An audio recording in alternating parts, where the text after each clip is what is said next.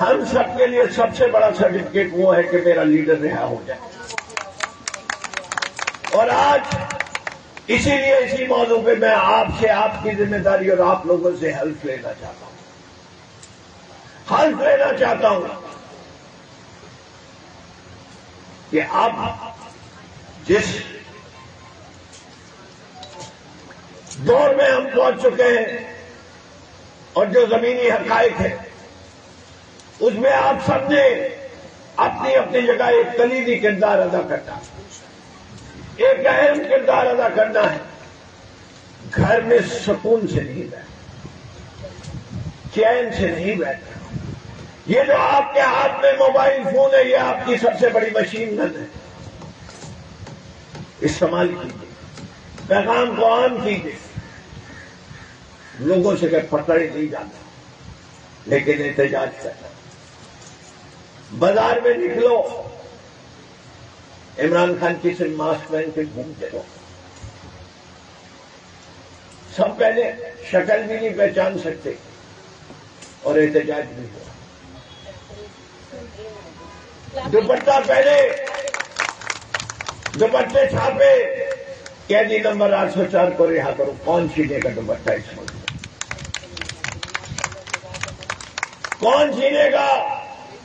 کس کی ہمت ہے کہ پاکستان میں کسی عورت کی چادر کے اوپر اور دوپٹے کے اوپر ہاتھ ڈالے؟ کرے گا تو یزید کھلائے گا. اس سے کہ اس سے پہلے صرف یزید نے یہ کام کیا. تو آپ ہمارا ہر دستہ بن رہا ہے. آپ کو پاکستان تحریک انصاف کی زینب کو بننا ہے. امام حسین تو شہید ہو گئے تھے کربلا میں, ان کا پیغام تو جناب زینب لے کے نہیں دربار. یزید کے بخیت اور ڈھیڑے جناب زینب کے کردار نے اور خطاب نے تھے. انہیں نے تو صرف بیان کیا تھا کہ کربلا میں کیا ہوا. اور آپ کو پتہ ہے کہ سب سے بڑی جہاد دنیا میں کون سی ہے؟ ظالم بادشاہ کے سامنے کلمہ حق. خواتین اور حضرات, ہم اپنے آپ کو مسلمان کہتے ہیں. ہم سب شہداء کی عزت کرتے ہیں, صرف عزت نہیں کرتے. شہید صرف میدان میں نہیں ہوتا, میدان جنگ میں صرف شہید نہیں ہوتا.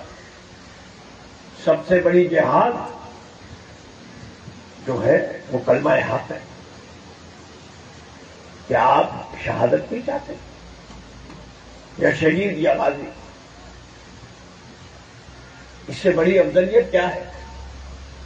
یہ زندگی تو بہت چھوٹی زندگی, اصل زندگی تو ابدی زندگی ہے.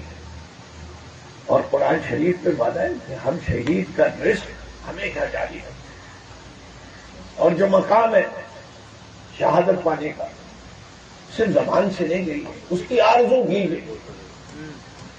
میں آپ کو بتا سکتا ہوں کہ ابھی سریرہ ذکر کریں, کوئی احسان نہیں کیا,